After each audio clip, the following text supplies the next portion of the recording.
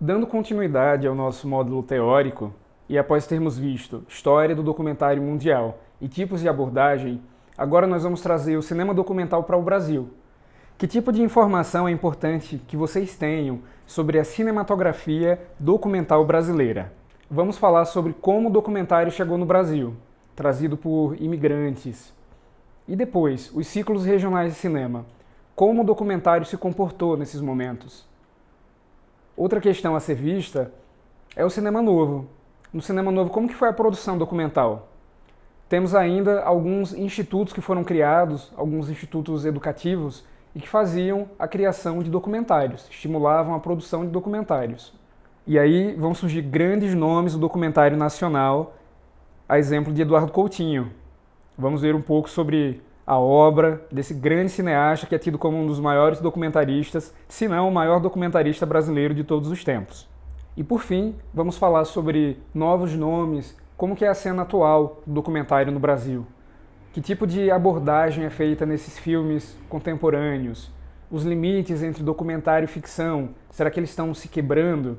Enfim, vamos ver um pouco sobre isso tudo. Esse módulo, essa parte sobre história do documentário no Brasil, é dividida em duas aulas, a aula 3 e a aula 4. Então esse conteúdo vai ser sequenciado, mas faz parte do mesmo pensamento sobre o documentário nacional. Vamos dar início. O cinema chega ao Brasil no ano de 1896, inicialmente com exibições no Rio de Janeiro e depois em São Paulo, seguindo para outras cidades importantes. A primeira sala fixa de exibição encontrava-se no Rio de Janeiro e tinha como principal dono um imigrante italiano chamado Pascoal Segreto. A exibição de imagens em movimento fazia muito sucesso e, em busca de renovar o repertório e qualificar tecnicamente as salas exibidoras, realizavam viagens constantes para Paris ou Nova York. Numa dessas viagens, Afonso Segreto realizou a primeira imagem do cinema brasileiro, filmando a Baía de Guanabara, no Rio de Janeiro, a bordo do navio Brasil, que retornava de Paris.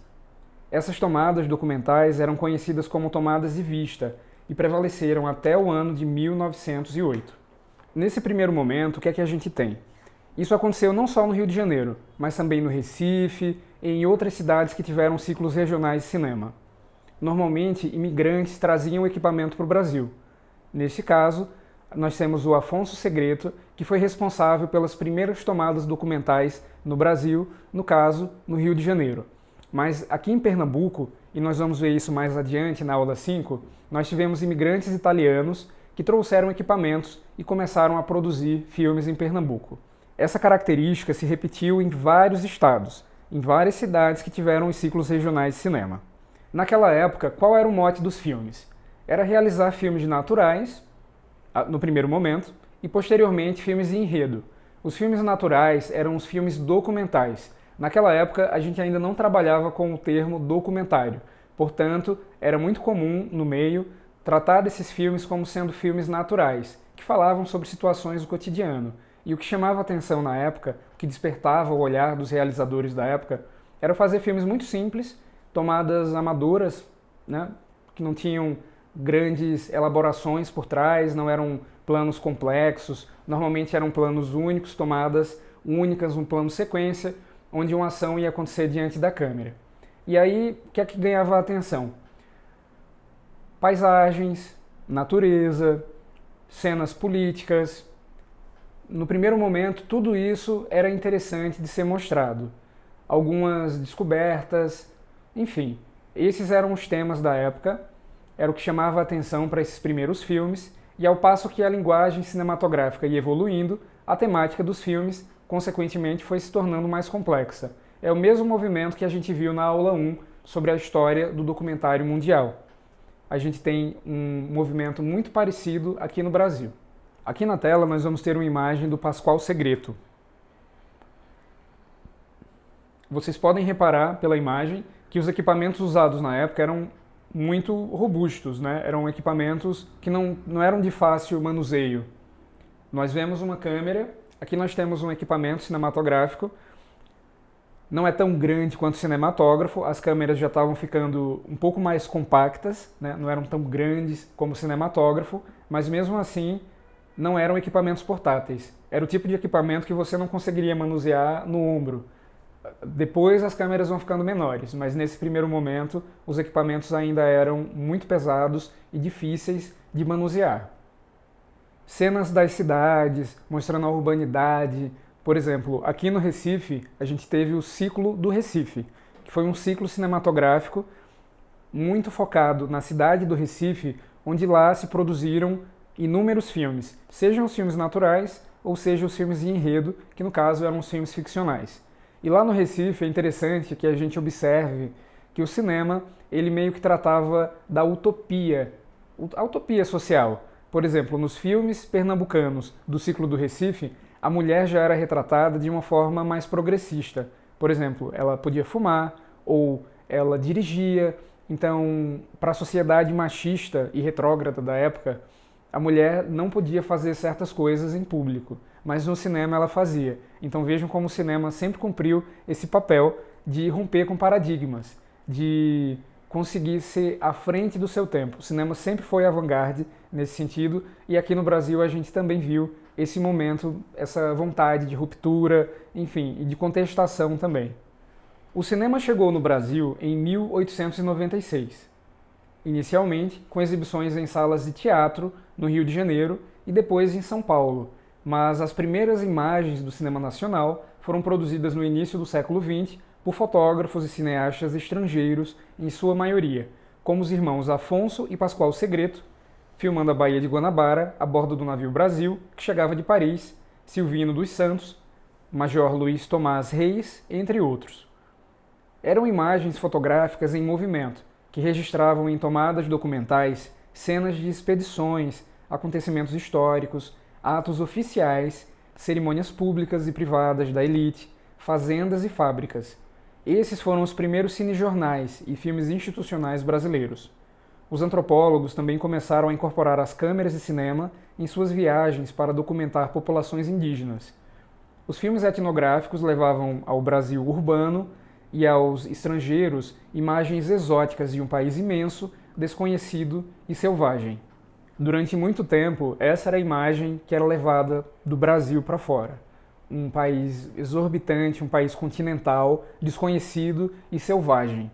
Os índios que viviam em locais remotos, a natureza exuberante, a fauna, a flora, enfim, tinha toda essa parte assim, de mostrar o Brasil como sendo esse Brasil exótico, e ao mesmo tempo os cinejornais comunicavam, falavam sobre inauguração de fábricas, falavam sobre a urbanização das cidades, enfim, tinham uma pegada um pouco mais urbana e de comunicação com a sociedade, de falar dos grandes feitos, dos políticos, falar sobre futebol, falar sobre assassinatos e crimes posteriormente, mas aí os motes giravam em torno dessas temáticas no primeiro momento, e ao passo que a linguagem ia chegando em outros nichos, como por exemplo os antropólogos, eles começaram a incorporar o cinema em suas viagens. Eles viajavam pelo Brasil e começavam a documentar um pouco da nossa realidade. Depois isso chega também a Pernambuco, chega ao Nordeste.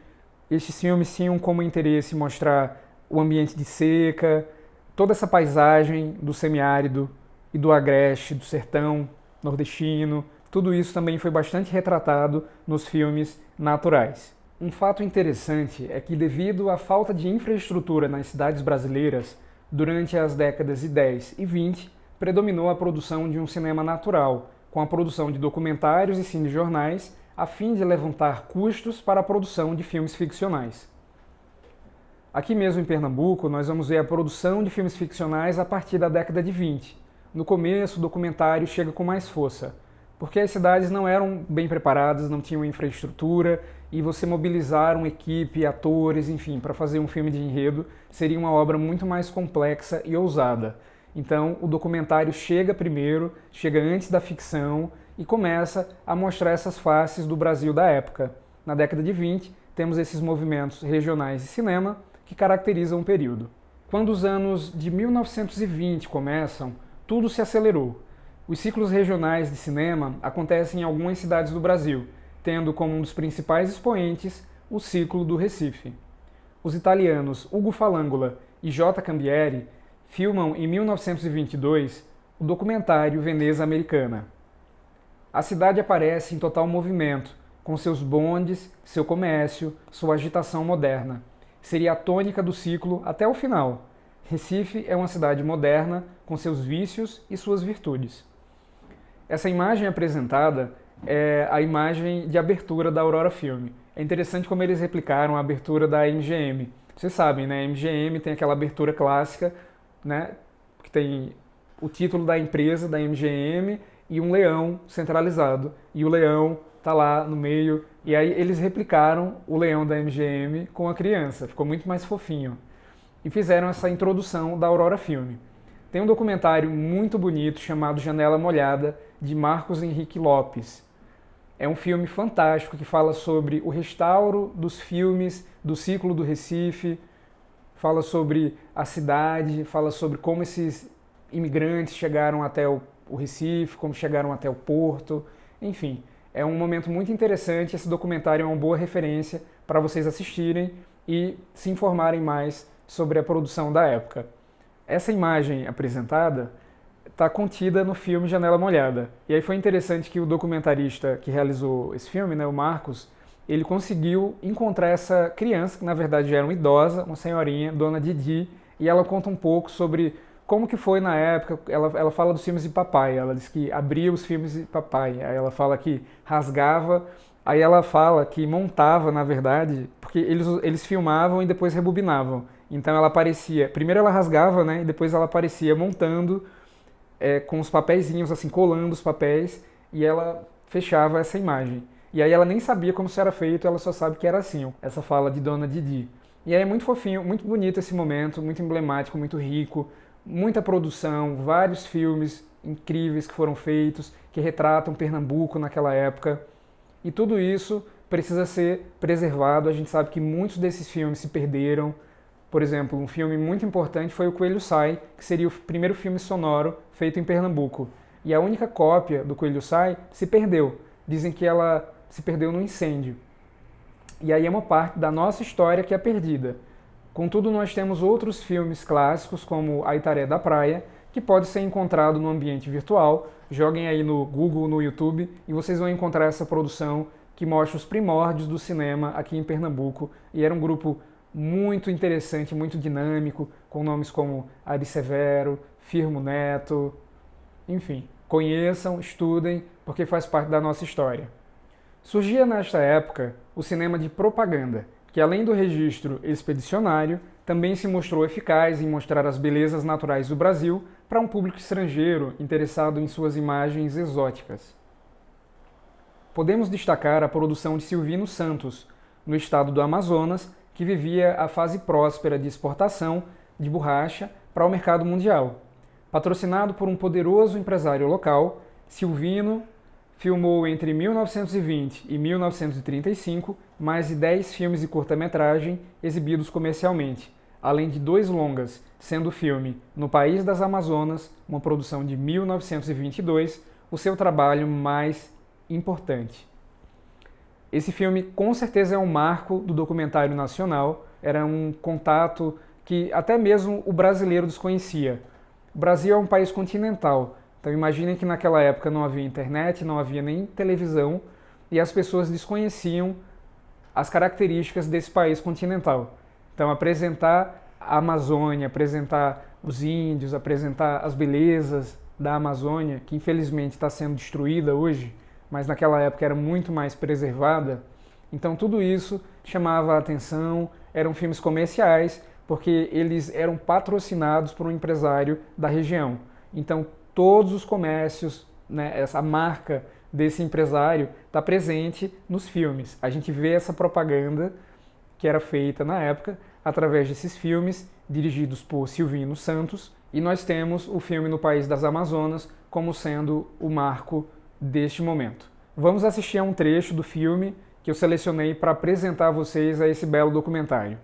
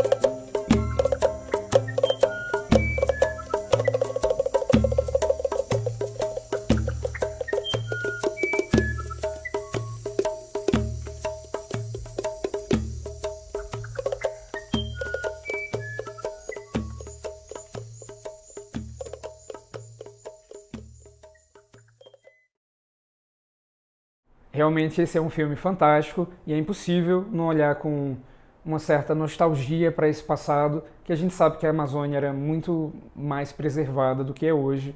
Enfim, até hoje o brasileiro ainda desconhece muito da sua cultura, desconhece das nossas origens, os povos originários, enfim, fica essa lembrança de um Brasil do passado.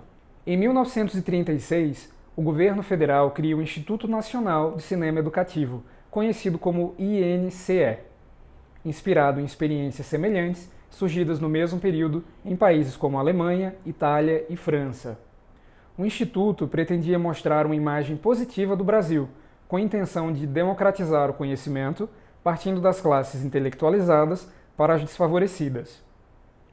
São produzidas séries de documentários rurais, de fauna e flora, de instituições e de cerimônias oficiais, mas predominam os filmes científicos. O Instituto Nacional de Cinema Educativo, sem dúvida, foi um marco na década de 30 e que se estende pelas décadas de 40 e 50. Temos como ícone o cineasta mineiro Humberto Mauro, que foi responsável pela produção e direção de inúmeros desses filmes produzidos pelo INCE. Nós temos modelos parecidos que foram implementados na Europa e o governo brasileiro cria um instituto com a intenção de produzir filmes científicos partindo predominantemente de pensamentos da classe intelectualizada, chegando até as classes menos favorecidas através do cinema. Então era uma forma de se comunicar com a população, o audiovisual sempre com essa função de comunicar e de educar. Nessa imagem nós vemos Humberto Mauro, cineasta mineiro e responsável pelo INCE, e também um cartaz do filme O Descobrimento do Brasil. Vamos assistir a um trecho. Tanta gente pra comer, eu só pra tocar. Tanta gente pra comer, eu só pra tocar. Tanta gente pra comer, eu só pra tocar. Tanta gente pra comer, eu só pra tocar. Tanta gente pra comer, eu só pra tocar. Tanta gente pra comer, eu só pra tocar. Tanta gente pra comer, eu só pra tocar. Tanta gente pra comer, eu só pra tocar.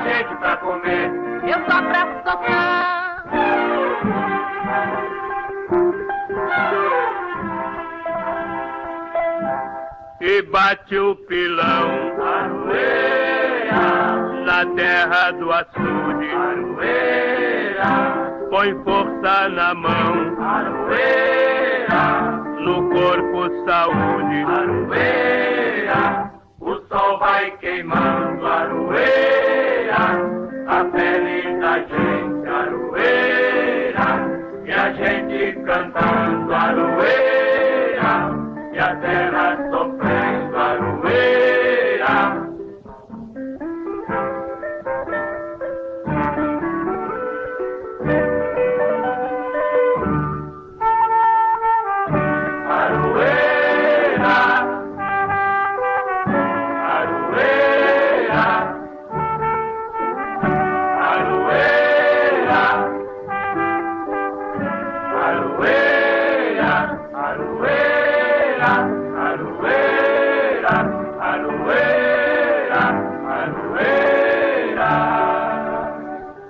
É interessante observar como a caligrafia mudou, como as normas mudaram, né? Colaboração com 2 L's, intelectual com 2 L's, direcção. Então, enfim, teve muita revisão ortográfica de lá para cá. Vamos ao texto. Até o fim da Segunda Guerra, as produções eram financiadas pelo Estado, por empresários e coronéis fazendeiros, e durante décadas sustentaram a produção e comercialização de filmes brasileiros. Com a criação do Instituto Nacional de Cinema Educativo, em Em 1936, centenas de filmes foram realizados sob a direção do cineasta mineiro Humberto Mauro. Numa primeira fase, que coincidiu com o Estado Novo, os filmes possuíam um caráter científico e técnico, enaltecendo as descobertas dos cineastas brasileiros e as espécies de nossa flora e fauna como extraordinárias. Na segunda fase, com o fim do Estado Novo, os filmes buscaram o resgate de um Brasil rural, figurado no campo, e Mauro passou a registrar um país ordinário. Aos realizadores e críticos brasileiros que surgiram a partir dos anos 50, Mauro deixou a preocupação de filmar o país sem modelos pré-estabelecidos, fazendo da câmera o único instrumento. Essa mudança do contexto político e social do Brasil, o fim do Estado Novo, implicou numa grande mudança de foco, numa grande mudança de tema. Então, aquele país exótico, que era registrado no primeiro momento, deu lugar a um país ordinário. O foco não era mais mostrar a fauna e a flora brasileira, mas Humberto Mauro ele passou a filmar a pobreza, mostrar a desigualdade social, trazendo também para o documentário nacional esse viés crítico, né, não só informativo, mas também crítico e propositivo, trazendo reflexões para a sociedade da época.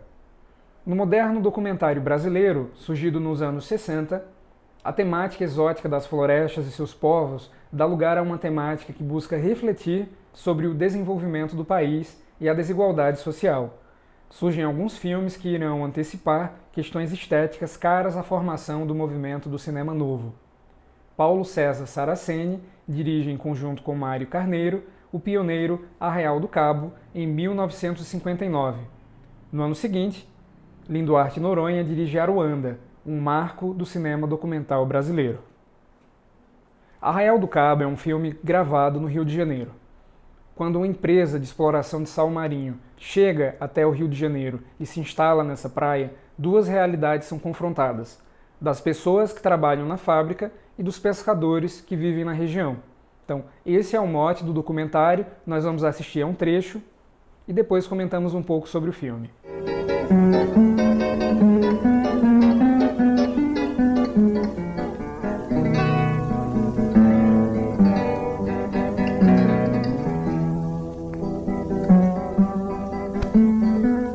No Arraial do Cabo, ausentes da civilização, os pescadores vivem primitivamente, subordinados à lei que eles próprios criaram. Acompanhe. 9 pescadores que se revezam diariamente em seu diálogo constante e feroz com o peixe e com o mar. 7 deles no barco, atentos ao vigia, que juntamente com a rapina dos pássaros, espera os peixes, e o cabeiro na praia controlando a rede do arrastão.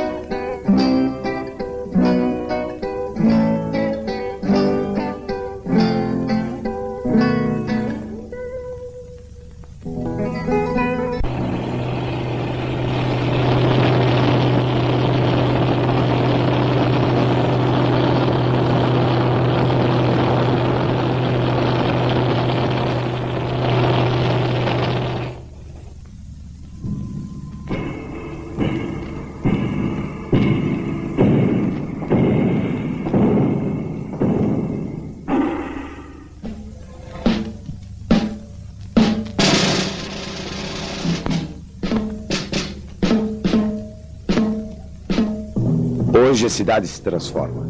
A fábrica de álcools determina um processo de industrialização que entra em choque com a economia tradicional desta cidade, a pesca. Esta fábrica e o próximo aparecimento de uma outra, destinada ao aproveitamento da baleia, constrói no Arraial do Cabo um tempo novo que os pescadores recusam, incapazes de aceitar o trabalho com as máquinas. Pouco a pouco, se afastam para as praias mais distantes, carregando com eles a memória do arraial. Arraial do Cabo, sem dúvida, é um documentário que precisa ser assistido. Seja pela sua fotografia linda e exuberante, seja pelas questões sociais que são trazidas à tona através desse filme. Como vocês podem notar, o conteúdo é bastante intenso, bastante denso, e por isso nós não podemos deixar de ver tantos exemplos marcantes que precisam ser conhecidos por vocês, que querem conhecer mais a fundo a história do documentário nacional. Chegou aquela hora de trazer uma convidada para falar com vocês. E hoje nós temos uma convidada muito especial que veio lá de Florianópolis para trocar uma ideia sobre cinema nacional. Ela que tem o cinema no sangue, no seu DNA. Oi, gente, eu sou Fabi Pena, cineasta aqui de Santa Catarina. Estou aqui porque fui gentilmente convidada pelo Marlon para dar minha pequena colaboração falando sobre o gênero documentário. Muito bem, eu sou filha de um documentarista, Pena Filho, cineasta veterano, falecido em 2015.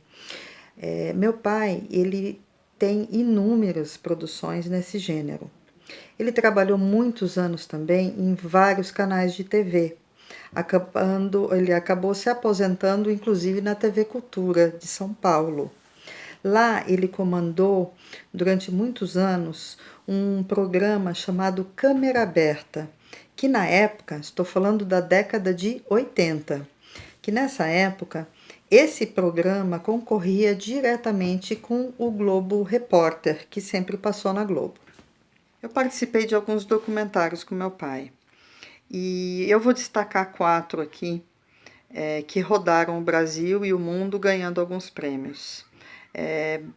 Esse é Fendó, Tributo a uma Guerreira, diz respeito a uma índia caigangue da região de Chapecó, aqui de Santa Catarina, e que nos traz uma história de liderança feminina incrível. Temos aqui Naturezas Mortas, que é um curta-metragem documentário que nos rendeu um Kikito em Gramado e fala sobre a luta dos mineiros de carvão na região de Criciúma, também de Santa Catarina. Esse aqui é o Alma Açoriana, que fala sobre a descendência e influências da cultura açoriana aqui em nossa ilha. Na época que ele comandou a equipe, fazendo inúmeros documentários, eles ganharam muitos prêmios, prêmios nacionais e internacionais. O que eu acho interessante é que o meu pai tinha o que os grandes documentaristas têm, um espírito investigativo. Eles conseguem detectar assuntos, histórias relevantes nas coisas mais comuns, pelo seu espírito investigativo. É aquele olhar que consegue descortinar os véus e enxergar que ali tem algo importante a ser mostrado. As fontes de pesquisa eram os livros, as revistas, os jornais, muito tempo depois a internet, né? E ele também visitava os locais, procurava conhecer as pessoas, tentava abordar de todas as maneiras para ampliar sempre o enfoque que ele ia empregar em suas produções. Isso eu sempre achei muito interessante, né? Porque ele tentava fazer uma abordagem ampla, né? Nunca era somente uma opinião, né? E isso é muito interessante, né? Porque o documentário ele tem uma importância, uma relevância de formação, né? Há que se ter muita responsabilidade quando você faz um documentário a respeito de uma pessoa, de uma situação, de uma circunstância, porque esse documentário forma opinião, né? O que é muito bom, pode ser muito perigoso e pode ser muito lindo também. Eu vou deixar uma dica de um cineasta que não faz só documentários, né? mas também faz e tem algumas obras relevantes. Eu vou puxar a brasa para o meu lado e, lógico, Recomendo os documentários do meu pai, do Pena Filho, depois posso disponibilizar alguns links, mas vou falar e vou recomendar, aliás, um filme chamado Ilha das Flores, do gaúcho Jorge Furtado. É um documentário doc que fez muito sucesso e impactou positivamente o Brasil. Positivamente, assim, porque causou impacto, porque o que ele denuncia é uma coisa muito grave. Vale a pena assistir, recomendo, é uma aula. E depois ele inova trazendo uma linguagem bem interessante para um documentário que não é muito comum, né? Assistam Ilha das Flores, de Jorge Furtado. Poxa, Fabi, que legal! Muito obrigado por participar dessa aula, trazer informações aí sobre a produção da sua família. Para nós concluirmos essa aula, eu trago mais uma produção do Documentando. Dessa vez é o filme Lua Gonzaga, Histórias do Rei do Baião. Nós estamos indo direto de Florianópolis para Exu, sertão de Pernambuco, terra do Rei do Baião, Luiz Gonzaga.